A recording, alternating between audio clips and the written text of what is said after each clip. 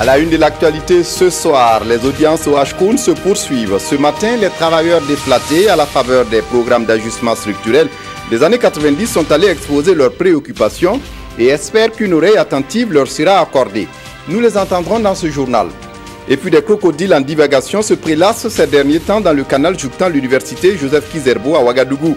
Ces reptiles échappés du parc urbain Bangréwego dans la capitale burkinabé offrent un spectacle où la peur se mêle à la curiosité des passants. Sont-ils dangereux? Une de nos équipes qui est allée les voir nous répondra dans cette édition. Mesdames, Messieurs, bonsoir et ravi de vous retrouver. Mais d'abord, avant de développer ces titres, la République tchèque a un nouvel ambassadeur au Burkina Faso. Margita Fouchova a présenté ses lettres de créance ce matin au président du Faso. C'était en présence de Salif Belem et de Aboubakar Sagnon. Sur le perron du palais de Kosiam, le nouvel ambassadeur extraordinaire et plénipotentiaire de la République tchèque auprès du Burkina Faso.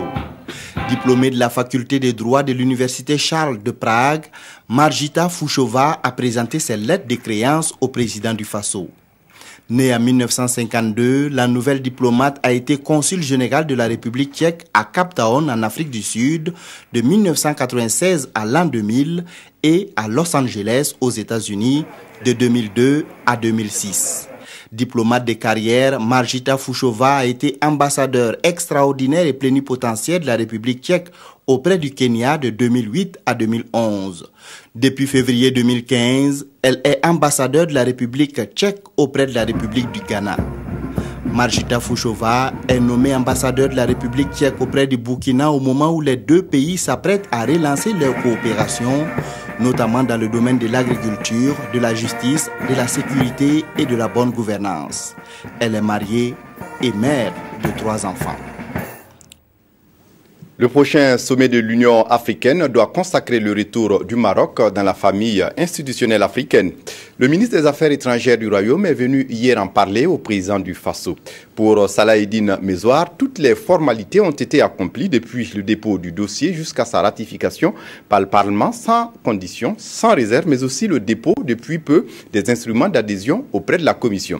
À sa sortie d'audience, il s'est expliqué à Issaka Ouedraogo et Ismaël Diloma Sirima. Au-delà de la simple courtoisie, le ministre des Affaires étrangères du Royaume du Maroc est venu annoncer au président du Faso le retour de son pays au sein de l'Union africaine. Aujourd'hui, le Maroc considère qu'il est temps de revenir au sein de sa famille institutionnelle, d'intégrer sa famille institutionnelle, parce que les défis sont importants. L'Afrique fait face à de grands défis de paix, de stabilité, de sécurité. L'Afrique fait face à des défis de développement. L'Afrique a besoin d'être solidaire, l'Afrique a besoin d'être unie, l'Afrique a besoin de se faire confiance et de nous faire confiance mutuellement. L'Afrique a besoin de faire confiance à l'Afrique, l'Afrique doit avancer, l'Afrique doit s'imposer dans le concert des nations, à un moment où il est important pour un continent comme le nôtre de s'imposer au niveau international pour pouvoir libérer les énergies et les initiatives de tous les Africains. Les échanges avec Rochmar Christian Kaboré ont également porté sur le renforcement du partenariat entre les deux pays. Le réseau des parlementaires burkinabés pour les droits humains se définit une feuille de route pour la période 2017-2020. Il s'agit d'un plan qui va guider les actions du réseau pour les 4 ans à venir. Le réseau qui s'est assigné comme mission de favoriser la prise en compte des droits humains au Parlement burkinabé. Moussa Ouedraogo ou Moussissé. Le réseau des parlementaires burkinabés pour les droits humains se dote d'une feuille de route pour la période 2017-2020. Réunis en atelier, ces parlementaires aidés de la société civile et des partenaires techniques et financiers valident ici leur plan d'action. Nous ambitionnons, comme je l'ai indiqué, faire en sorte que le débat autour des questions des droits humains entre en droite ligne dans l'activité parlementaire et faire en sorte que les parlementaires en soient conscientisés et qu'ils jouent leur rôle pour que nous puissions aboutir à une législation qui soit favorable à l'émergence et à la promotion des droits humains. Pour la validation et la mise en œuvre de ce plan, le réseau bénéficie de l'appui du ministère en charge des droits humains. La politique que nous mettons en œuvre en matière de droits humains a souvent besoin de mesures d'accompagnement. Et vous savez qu'il y a des lois qui sont adoptées par l'Assemblée nationale en matière de droits humains que nous devons mettre en œuvre. Et donc de voir que les parlementaires, au-delà donc du vote des textes et au-delà du contrôle de l'action gouvernementale, ont mis un réseau en place pour essayer d'accompagner tous les acteurs. Pour nous, c'est un apport très important. Le réseau des parlementaires burkinabés pour les droits humains a été mis en place en octobre 2016. Et cela grâce à l'appui du National Democratic Institute, NDI. Dans l'actualité ce soir, les audiences au Ashkroun se poursuivent. Ce matin, c'est au tour des travailleurs déflattés à la faveur des programmes d'ajustement structurel des années 90 qui sont allés exposer leurs préoccupations et espèrent qu'une oreille attentive leur sera accordée. Zoubaviel David Dabiré, Souleymane San. Ces travailleurs déflattés s'enquièrent de l'état d'avancement de leur dossier auprès du Haut Conseil pour la réconciliation et l'unité nationale. Cette rencontre fait suite à une première tenue le 27 juillet dernier où ils ont relaté leur histoire aux conseillers. Une histoire qui, selon leur porte-parole, a vu le licenciement en 1991 de plus de 6 000 travailleurs avec l'avènement des programmes d'ajustement structurel. Aujourd'hui, ils ne demandent qu'à être réhabilités. Nous avons espoir, parce que vu tout ce que nous avons vécu comme problème, comme difficulté, avec des suicides, des déscolarisations des enfants, des divorces, nous espérons que le Haut Conseil doit être sensible à nos préoccupations qu'on a exprimées aujourd'hui. Pour cela, nous comptons beaucoup pour que vraiment nous puissions rentrer dans nos droits. Une vision partagée dans le principe par le Haut Conseil pour la réconciliation et l'unité nationale. On fera ce qui est en notre pouvoir, faire en sorte qu'ils rentrent dans leurs droits. En attendant, le Haut Conseil pour la réconciliation et l'unité nationale continue ses investigations sur ce dossier. En l'occurrence, l'audition des 42 sociétés d'où sont issus ces travailleurs déflattés. Avant le début des travaux, les participants à cette rencontre ont observé une minute de silence en la mémoire des travailleurs déflattés qui ne sont plus. Et puis la Maison de l'entreprise et la Direction générale des impôts collaborent pour la diffusion des innovations contenues dans la loi de finances 2017. L'ambition est de fournir des outils à ceux qui sont chargés de l'exploitation de cette loi. Comment cela est mis en œuvre? Élément de réponse avec Ibrahim Sombier et Yolande Lompo. Les implications de la loi de finances gestion 2017 expliquées ici au chef d'entreprise. À ce rendez-vous annuel 12e du genre, il s'agit pour la Maison de l'entreprise et la Direction générale des impôts de mettre à la disposition des hommes d'affaires toute la documentation sur la mesure fiscale régissant la dite loi et voir dans quelle mesure ils pourront travailler à l'élargissement de l'assiette fiscale. Pour cette nouvelle année, il y a d'autres mesures qui ont été prises pour lutter contre la fraude et l'évasion fiscale. Donc il y a une mesure notamment sur l'avis à tiers détenteur, donc les saisies des comptes en banque. Il y a également une mesure sur l'utilisation du numéro d'identification fiscale. Il y a également une autre mesure sur les multinationales. Et pour informer davantage le monde des affaires sur le contenu de la nouvelle loi régissant la commande publique au Burkina Faso, l'autorité de régulation de la commande publique était à leur côté. La lourdeur est considérée comme un des facteurs explicatifs de la non-absorption du crédit d'investissement. Et pour cette raison, on a travaillé dans le cadre de cette loi à réduire considérablement les délais. Et l'intérêt privé des acteurs concourt aussi vers la satisfaction de l'intérêt général qui est le motif essentiel donc, de la commande publique. À toutes les préoccupations qui seront soulevées, l'Association professionnelle des experts et conseils fiscaux se chargera d'apporter des éléments de réponse en vue d'aider le monde des affaires à pouvoir payer le juste impôt. Le ministère du Commerce, de l'Industrie et de l'Artisanat, de son côté, initie une rencontre de sensibilisation sur l'AGOA, la loi sur la croissance et les opportunités en Afrique. Le Burkina Faso a adhéré à l'organisation en 2005, mais les exportations sont encore faibles. Explication avec Martin Zerbo et Moumouni Baro sur place à Bobo-Dioulasso. Les acteurs économiques de la région des Hauts-Bassins à l'école de l'AGOA, African Growth and Opportunity Act, en français, loi sur la croissance et les opportunités en Afrique. L'objectif de cette rencontre est de sensibiliser les opérateurs économiques à s'approprier les mécanismes du dispositif pour tirer le maximum de profit. Et aussi les accompagner sur le marché américain qui est très vaste, et en les trouvant des vis-à-vis, en les trouvant des partenaires. Et aussi, je crois que s'il y a possibilité, c'est de les aider dans la promotion des articles, des marchandises qui seront revendus sur le territoire américain. Les opportunités pour le Burkina Faso sont énormes et les États-Unis sont toujours prêts à soutenir l'initiative. Les avantages sont connus, c'est-à-dire que quand vous pouvez exporter en franchise de douane, ça veut dire que sur le marché américain, vous êtes plus compétitif sur le marché. Je dirais toujours aux exportateurs qui veulent faire des exportations de produits agréés vers les États-Unis sous AGOA, d'aller à la bonne information, de toucher le centre de ressources du Trade Hub.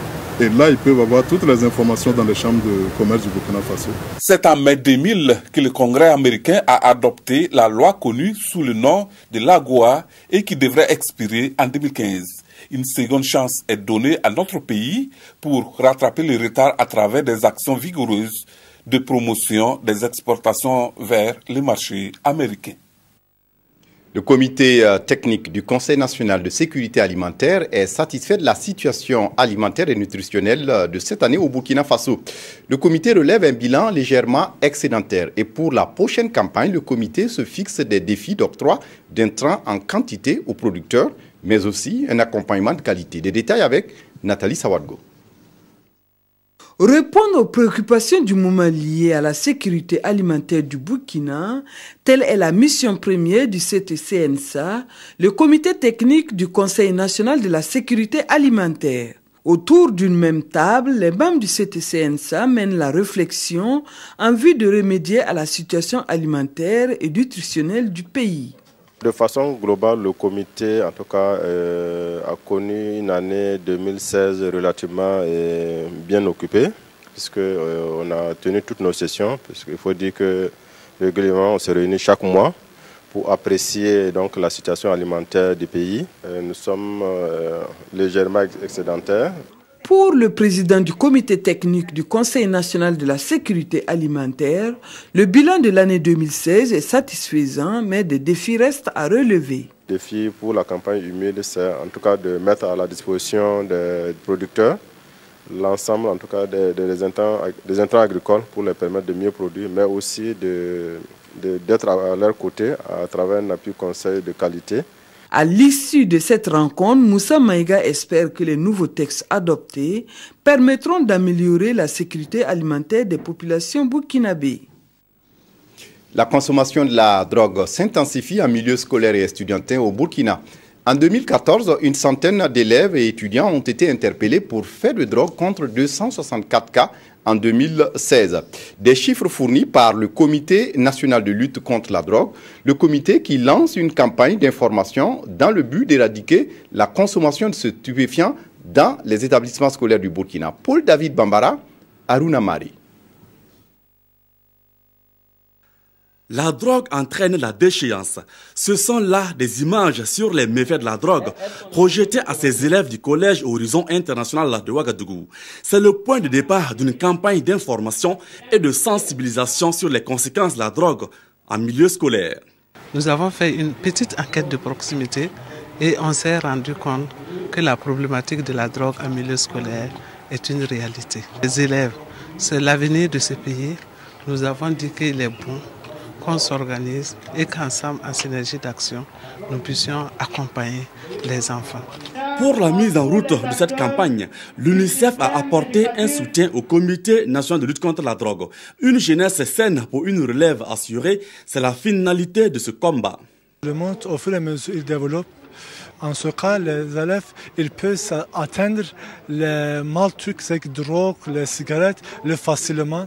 À partir de ce moment, si dehors même, ils vont voir qu'un élève ou bien un grand est en train de consommer ça, il peut se protéger. La présente campagne va durer 2 semaines et une dizaine d'établissements scolaires de la capitale est concernée. Entre 2014 et 2016, plus de 400 élèves et étudiants ont été interpellés pour faits de drogue. Le spectre d'une année blanche plane sur les élèves du lycée municipal et départemental Santa de Niangologo. Nous sommes dans les Cascades. Depuis le 19 novembre 2016, les cours sont arrêtés dans ces deux établissements. Une situation consécutive à la crise née de la suspension des activités de l'association des élèves de la Komoué, section Niangologo. Constat avec Drissa Traoré, Siriki Milogo et Kadouro Menki.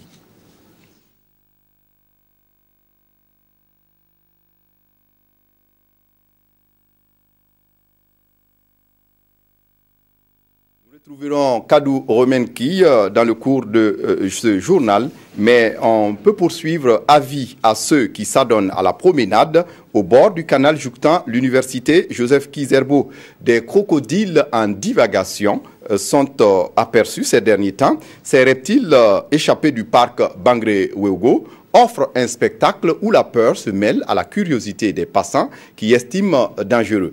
Mais le sont-ils effectivement? Oumou Sissé et Bilidou Bazombo sont allés comprendre pour nous. Ces crocodiles qui errent aux abords du parc urbain Bangré-Ouégo. Un spectacle devenu courant.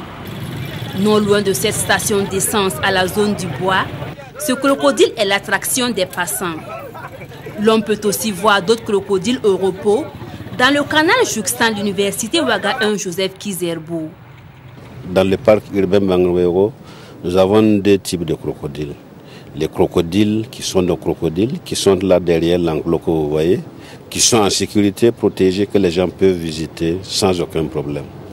Nous avons aussi des crocodiles qui sont dans la nature, à l'intérieur du parc, en deux mares, qui sont en liberté. Et ces crocodiles, naturellement, qui sont en liberté, peuvent se déplacer au gré du courant d'eau. Et il y en a qui se retrouvent du côté vers le pont du canal de l'université. Des crocodiles en divagation, voilà qui peut effrayer plus d'un. Mais pour ces pépiniéristes qui sont aux abords du canal, il n'y a pas de quoi s'inquiéter.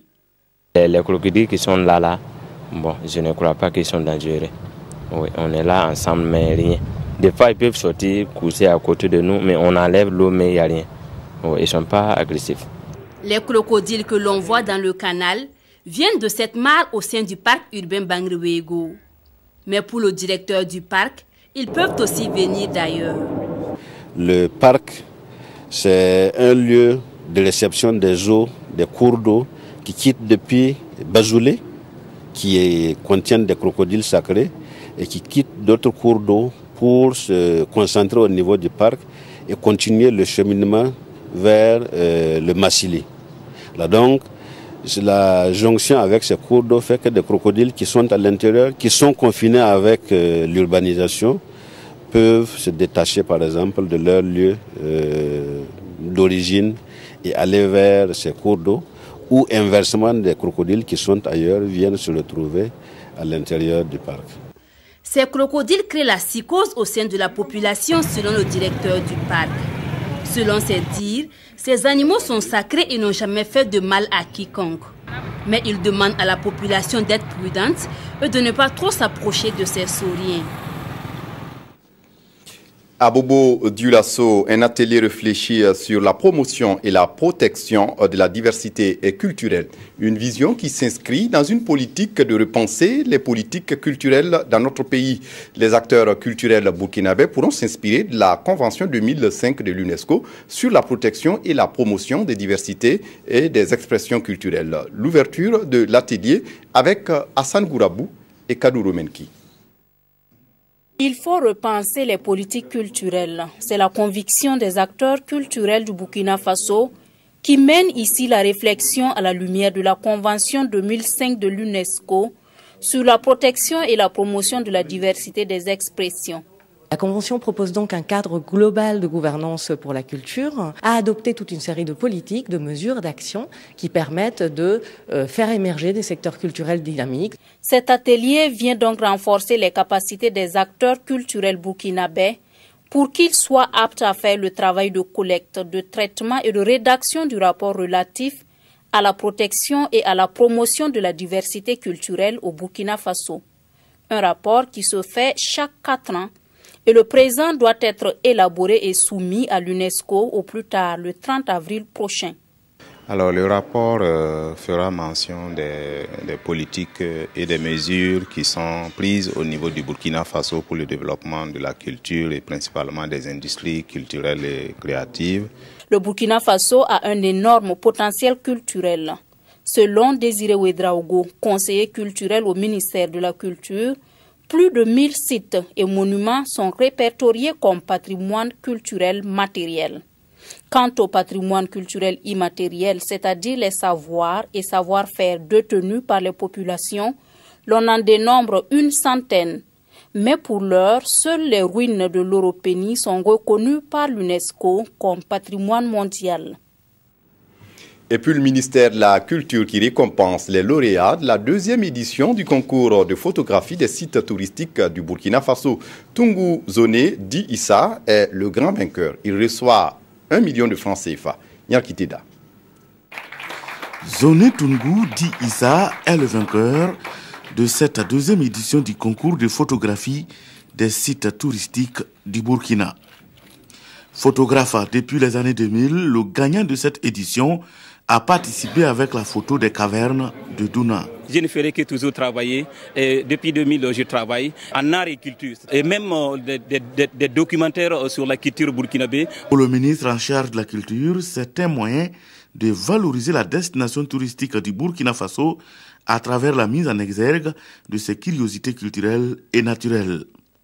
Il était donc du devoir du ministère en charge de la culture, des arts et du tourisme d'entreprendre des actions très fortes pour relancer les activités du secteur. Et c'est donc dans ce cadre que le concours de photographie a été renouvelé et nous a permis d'avoir des œuvres de qualité qui font véritablement la promotion et la valorisation de la diversité et de la richesse touristique nationale. Pour cette édition, 64 œuvres étaient en compétition. 10 lauréats ont été récompensés par des prix en espèces allant de 50 000 à 1 million de francs CFA et une attestation. Pour cette année, une série de formations en photo sera organisée avant le lancement de l'édition 2017. Et puis on referme ce journal avec la revue de presse des quotidiennes ce mercredi, revue de presse signée Vincent Tiendrabego. Le dialogue gouvernement-syndicat occupe la une des parutions du jour. L'observateur Palga nous rapporte les points de vue des deux parties à l'entame des discussions. Beaucoup d'efforts ont été consentis selon le chef du gouvernement, mais pour les syndicats, c'est bon mais ce n'est pas arrivé, nous rapporte le journal. Sidouaya, pour sa part, note une montée du front social ces derniers temps, avec des groins qui sont légion pour réclamer des meilleures conditions de vie et de travail. Notre temps pense que les deux parties doivent aborder les discussions avec sincérité, que les syndicats sachent ce qui est faisable et ce qui ne l'est pas. Sommet de Niamey sur la sécurité, bientôt une force multinationale, nous rapporte Sidouaya, et pour le président du Faso, pas question pour les terroristes et trafiquants de tous bords qui sont traqués au nord du Sahel de se constituer au sud. L'engagement des différents pays a été ferme et nous pourrons aller vers la mise en place de ces dispositifs. Propos de Roch-Marc Christian Kaboré, rapporté par Sidouaya. Et pour le pays, l'on s'achemine vers un front infernal contre le terrorisme. Et avec le droit de poursuite au-delà des frontières, les terroristes voient leur marge de manœuvre se réduire de façon drastique. Yacouba Isaac Zida, désormais radié des effectifs des forces armées nationales par décret du ministre de la Défense. L'observateur Pelga qui donne l'information rappelle du coup les soupçons qui pèsent sur le premier ministre de la transition. Implication présumée dans la répression de l'insurrection, détournement de fonds et aujourd'hui au Faso ajoute la citation de son nom dans un complot ourdi pour éliminer certaines personnalités. On retrouvera le reportage sur la situation dans les établissements secondaires de Niangologo dans nos prochaines éditions. C'est ici que se referme ce journal. Merci de votre attention. Très bonne suite de programme sur la RTB. Au revoir.